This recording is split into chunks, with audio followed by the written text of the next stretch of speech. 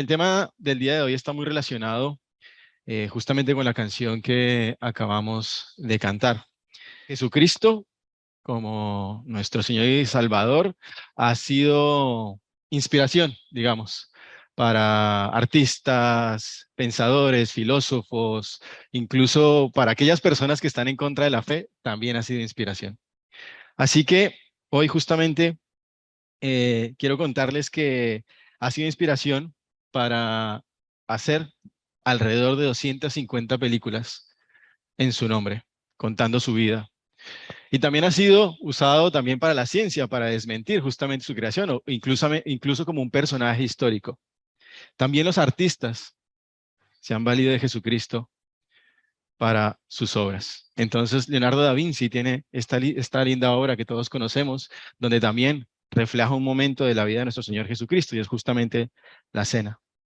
Lo cierto es que más allá de que el ser humano, dentro de su inspiración, quiere reflejar algo de lo que significa nuestro Señor Jesucristo, es todavía aún imposible poder imaginar si cada una de estas representaciones es totalmente real y cierta.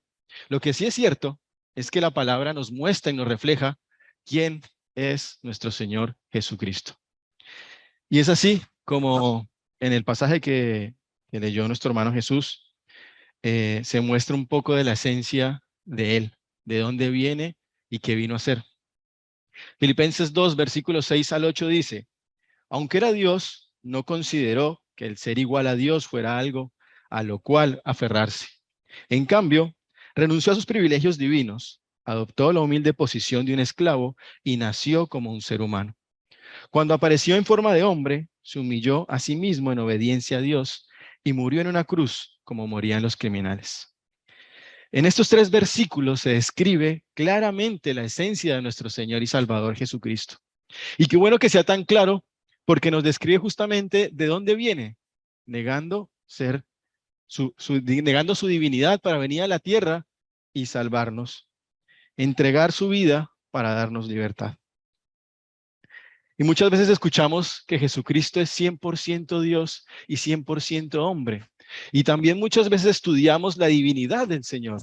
Y decimos, bueno, Dios pudo hacer milagros y Dios entregó su vida, perdón, Jesucristo entregó su vida por nosotros en una cruz. Pero si nos olvidamos también, o quizás lo dejamos a un lado, que Él fue 100% hombre y que es tan importante como que fuera 100% Dios. Y eso lo vamos a ver ahora. Por eso este estudio se llama Jesucristo 100% hombre. Y quisiera que volviéramos al pasaje que acabo de leer para recordar y por ver y entender por qué es 100% Dios. Aunque era Dios, no consideró que el ser igual a Dios fuera algo a lo cual aferrarse. En cambio, renunció a todos sus privilegios divinos. Hoy en Colombia hay un debate político en donde se les exige a los representantes que ha elegido el pueblo que se bajen los salarios y se ganan $10,000 y aún dicen que no pueden vivir con eso. Esa es la actitud del hombre, ¿no? Pero qué hizo Jesucristo? Renunció a todo su poder divino para venir a la tierra y entregar su vida por nosotros. Lo primero que Él hace es decir, está bien, si Dios tiene un plan para salvar a la humanidad, y mi sacrificio es bajar a la tierra y renunciar a mi divinidad, ahí estaré. Fíjense cómo Pablo lo vuelve a decir y cómo lo describe en 1 de Timoteo 3:16. Dios fue manifestado en carne, justificado en el Espíritu, visto de los ángeles, predicado a los gentiles, creído en el mundo y recibido arriba en gloria. Fíjense que aquí se habla de Dios. Dios fue manifestado en carne. Quiere decir que Jesucristo era el mismísimo Dios. Es el mismísimo Dios. Y aunque estas 2 menciones que acabo de leer parecen ser como suficientes para justificar que Él es Dios, veamos cómo se presenta Jesús. En donde más de una vez hace referencia a su divinidad y a ser un hijo del Padre. Veamos en estos 2 pasajes. Marcos 14, 61, 62.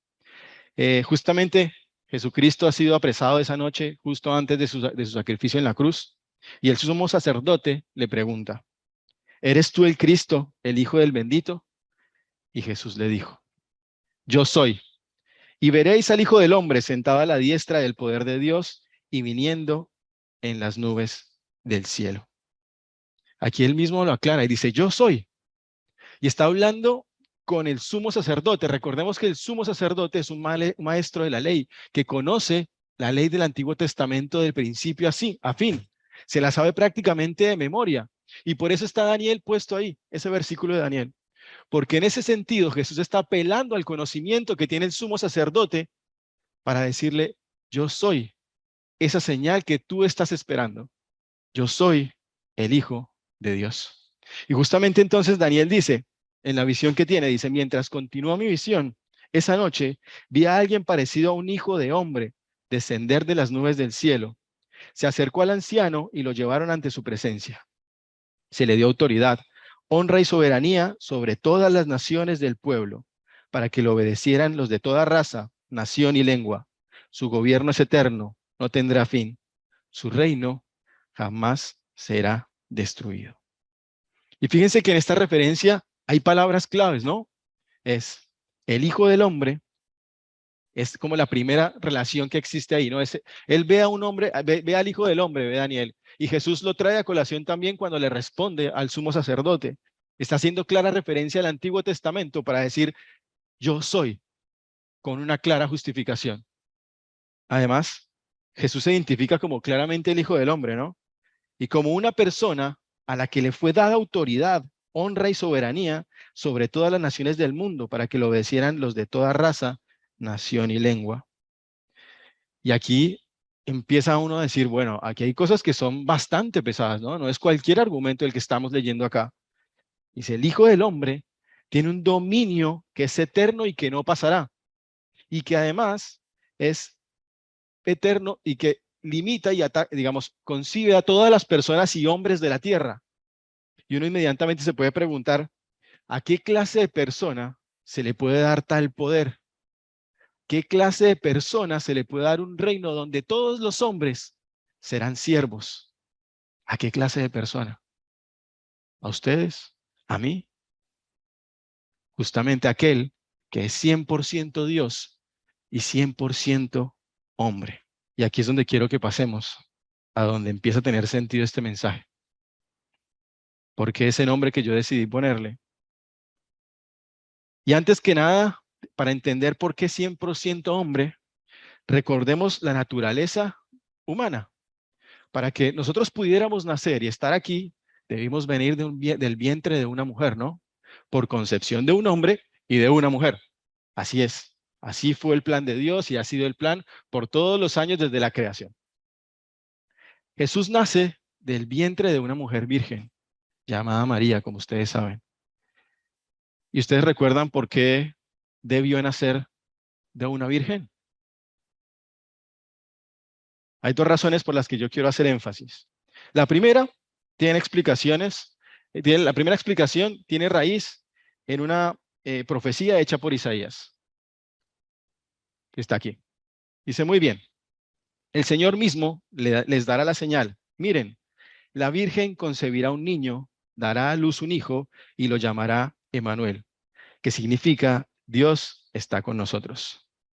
Desde que se hizo esta profecía en Isaías, los judíos esperaban esa señal.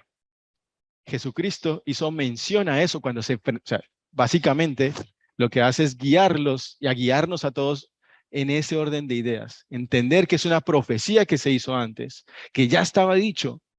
Cuando Jesús se enfrenta al sumo sacerdote, le dice, aunque el sumo sacerdote, digamos, ciego por su pensamiento y por su lógica, lo rechazaba, Jesús estaba haciendo referencia a todo lo que el sumo sacerdote ya sabía. Dentro de su conocimiento de la palabra, él ya sabía, y esa señal es la que habla Isaías.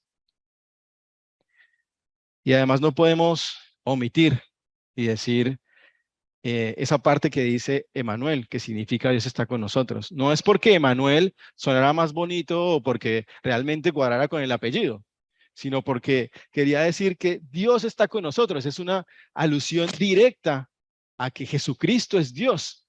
No es casualidad que se llame Emmanuel. Tiene una razón de ser el hecho de que sea Emmanuel, Dios con nosotros, y que está en la tierra, y que debería llamarse así. Pero existe otra razón por la cual el nacimiento de Jesús debió darse de esa manera. Y es que Jesús no podría tener un padre biológico y un padre divino. Eso negaría la deidad de Jesús. No podría haber sido hijo de José e hijo de Dios e hijo de María al mismo tiempo. Justamente porque recuerden que cuando Adán y Eva cometen el pecado original, se hace referencia a que todo nacido entre hombre y mujer nacería con pecado. Romanos lo describe así. En 3 versículos dentro de un mismo capítulo, Romanos 5, versículos 12, 17 y 19, lo describe de esta manera. Cuando Adán pecó, el pecado entró en el mundo. El pecado de Adán introdujo la muerte, de modo que la muerte se extendió a todos, porque todos pecaron. Luego en el 17 dice, pues el pecado de un solo hombre, Adán, hizo que la muerte reinara sobre muchos. Y finalmente en el 19 insiste, dentro de un mismo capítulo, por uno solo que desobedeció a Dios, muchos pasaron a ser pecadores.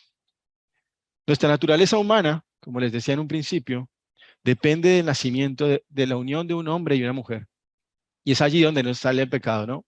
Es allí donde está el pecado, digamos, entre la naturaleza humana, la nacida del hombre, es que nosotros venimos con pecado. Por eso existe el bautismo, por eso existe la palabra y por eso existe la oportunidad de redimirnos. Entonces entendemos que el nacimiento de Jesús tenía que ser divino. Por eso en Lucas 1:35, el ángel le dice a María, el Espíritu Santo vendrá sobre ti y el poder del Altísimo te cubrirá con su sombra. Por lo tanto, el bebé nacerá santo y será llamado Hijo de Dios. Entonces esto quiere decir que nuestro Señor y Salvador Jesucristo fue un bebé que nació en una familia humilde, en un corral de ovejas, que fue perseguido, que pudo haber pasado hambre, que nació en una familia trabajadora. Y sí, así fue. Es cierto, Jesús vino a la tierra, hecho carne en la vida de un niño que fue creciendo y que vivió dentro de una familia trabajadora como eran Jesús y María, una familia humilde, sin grandes lujos, todo lo contrario, con muchas dificultades, como quizás muchos de nosotros hemos nacido. Ese es Jesús.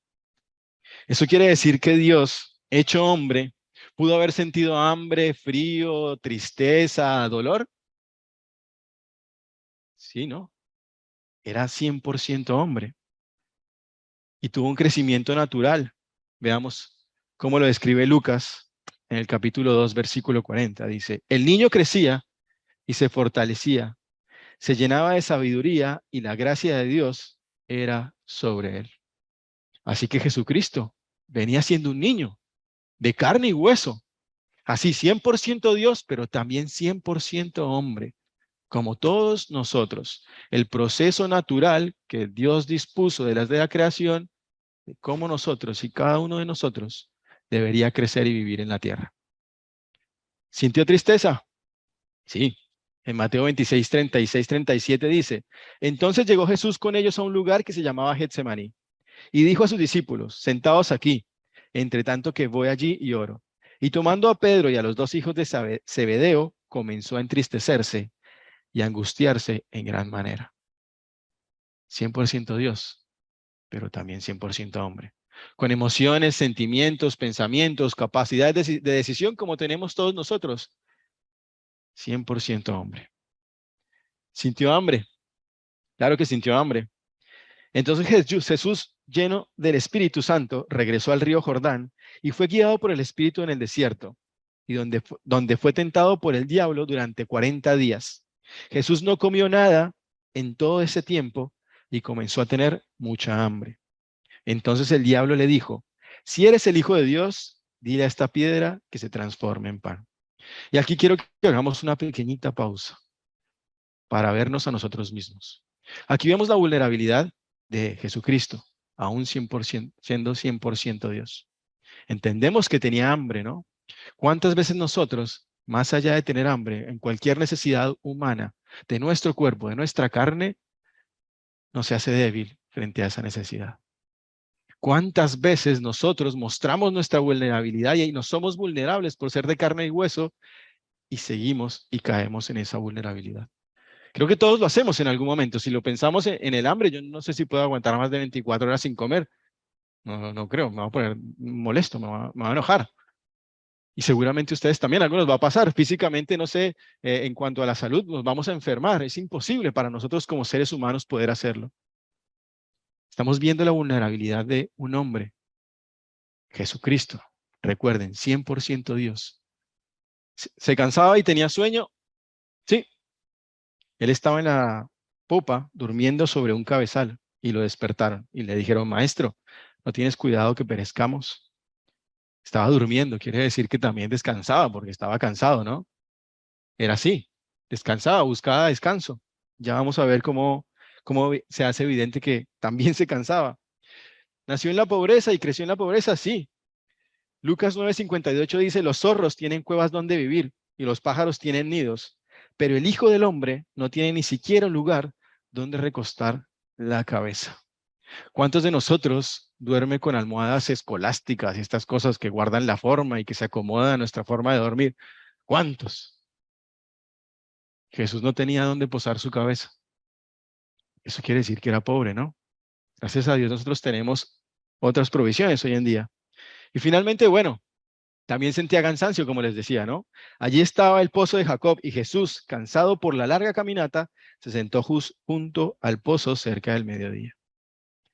Definitivamente, sí, era 100% hombre de carne y hueso. Definitivamente, como todos nosotros, se enfrentó a las necesidades básicas del cuerpo, a las necesidades básicas de crecer en una familia humilde, a las necesidades básicas de aprender también las labores que hacía su padre, en este caso José. Tuvo amigos. Quizás no todos eran recomendables, ¿no? Quien quisiera tener un amigo como Judas. Pero tenía amigos. Era una persona alegre además. ¿Por qué no lo vemos con esa concepción? Un hombre que quiere la vida, un hombre que trabaja cada día, un hombre que se expone al sol, un hombre que transpira, un hombre que se quema, un hombre que siente hambre, un hombre que quiere descansar, un hombre que quiere parar. Un hombre, Jesucristo, un hombre que vino a la tierra a entregar la vida por cada uno de nosotros. Pero él no podía ser un hombre cualquiera. Tenía que ser un hombre carismático, un hombre que fuera alegre. No podía ser un hombre amargado o gruñón como yo, sino que debería realmente ser amable con la gente, debería llegar a los corazones de las personas, porque era su labor y estaba reflejando el amor del Padre en su vida y en cada cosa que hacía. Si no, no nos siguieran 3,000, 5,000 personas. Si no, ustedes y nosotros no estaríamos acá, porque entendemos que Él era el reflejo de lo que Dios es en su esencia. Dios es amor y Jesucristo es amor.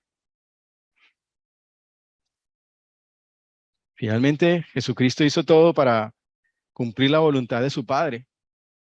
Como les decía, no podía ser antipático, egocéntrico, todo lo contrario, era una persona humilde, trabajadora, dispuesta a ayudar, a escuchar, a hablar, a interactuar con las personas.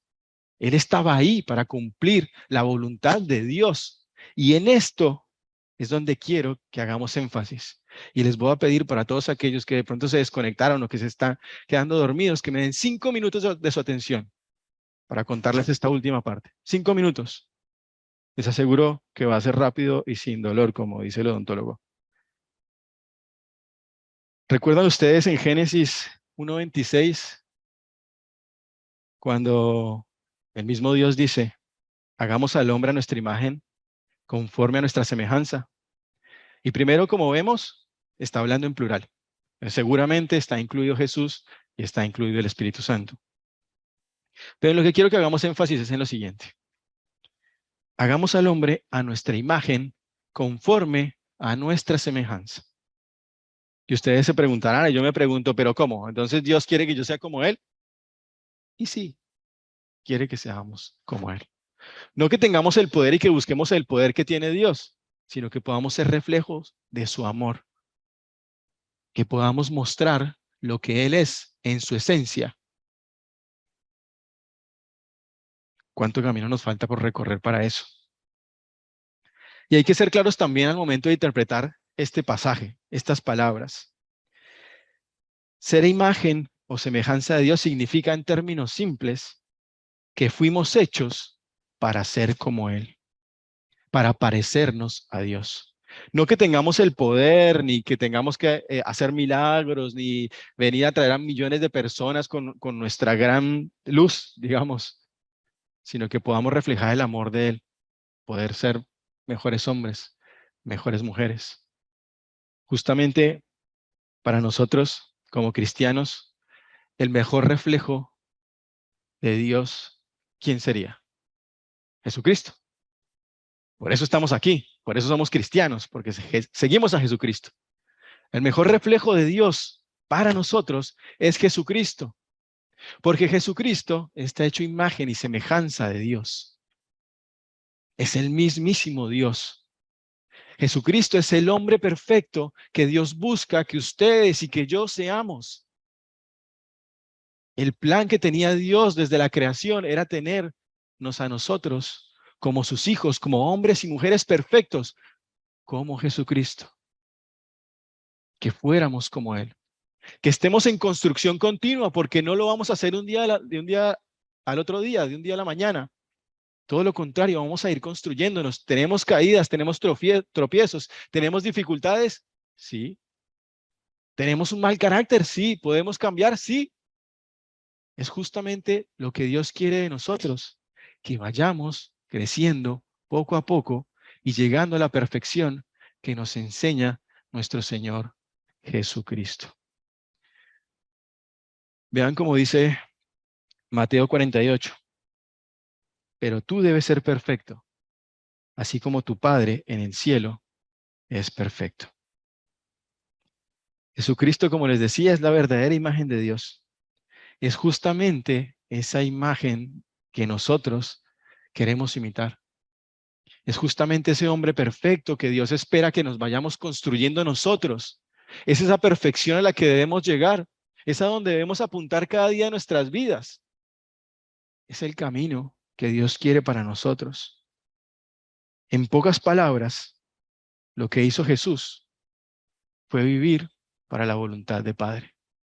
Cada día de su vida, el motor de su vida, el motor de hacer cada una de las cosas que hizo, fue hacer la voluntad del Padre, cumplir con su plan. Cada día que él vivió desde la niñez hasta el día de su muerte y posterior al día de su resurrección, fue cumplir la voluntad del Padre. Y hoy en día lo sigue haciendo, cumpliendo la voluntad del Padre. De hecho, estamos aquí porque gracias a Él y a que nos bautizamos y recibimos el perdón a través de nuestro Señor Jesucristo, es que estamos aquí. Y se sigue cumpliendo la voluntad del Padre y su plan en nosotros. Entonces, ¿qué nos queda a nosotros como seres humanos de carne y hueso? Y solo nos queda un camino. El camino, la verdad y la vida. Buscar parecernos en cada momento, en cada situación, a ese hombre perfecto, 100% carne y 100% Dios, que vino a la tierra para salvar nuestras vidas. Es nuestra responsabilidad, es nuestro compromiso y nuestra mayor obra en la tierra. Podemos ser grandes profesionales o tener una vida lujosa y lo demás, pero si no tenemos a nuestro Dios, a Jesucristo en nuestras vidas y no seguimos su camino, seguimos estando vacíos. Nuestro camino es ese, seguirlo a Él. Si Jesucristo no fuera 100% Dios y 100% hombre, para nosotros realmente sería imposible agradar a Dios. Miren cómo dice Romanos 8:29. Porque a los que Dios conoció de antemano, también los predestinó a ser transformados según la imagen de su Hijo, para que Él sea el primogénito entre muchos hermanos. Hermanos de Jesucristo. Nada más y nada menos. predestinados para ser hermanos de Jesucristo. ¿Ustedes pueden creer eso? ¿Pueden imaginarlo? ¿Pueden verlo? ¿Pueden vivirlo? Hermanos de Jesucristo, de nuestro Señor y Salvador, el gran yo soy. Hermanos de Jesucristo, predestinados para que eso suceda. Y para cerrar, retomo el versículo que leímos. Filipenses 2, 6 y 8. Aunque era Dios, no consideró que el ser igual a Dios fuera algo a lo cual aferrarse. En cambio, renunció a sus privilegios divinos, adoptó la humilde posición de un esclavo y nació como un ser humano. Cuando apareció en forma de hombre, se humilló a sí mismo en obediencia a Dios y murió en una cruz como morían los criminales. Yo no los invito a que mueran en una cruz como los criminales. Los invito a que hagamos la voluntad de Dios, a que la hagamos con humildad y que aceptemos que este cuerpo no nos pertenece y que nuestro espíritu tampoco le pertenece al Señor. Y en ese orden de ideas, que pongamos todo lo que somos como seres humanos, como personas en esta tierra, para seguir el camino que Él ha decidido con nosotros, de ser hermanos de Jesucristo. Somos 100% seres humanos, aspirando a reflejar en nuestras vidas a aquel que, siendo 100% Dios, vino a la tierra para darnos libertad. ¿Qué compromiso? ¿Qué tan alineados estamos con la voluntad de Dios? Cada uno lo sabrá en sus corazones. Y aquí estamos, intentando seguir el camino que Él nos trazó. Dios los bendiga y gracias por escucharme.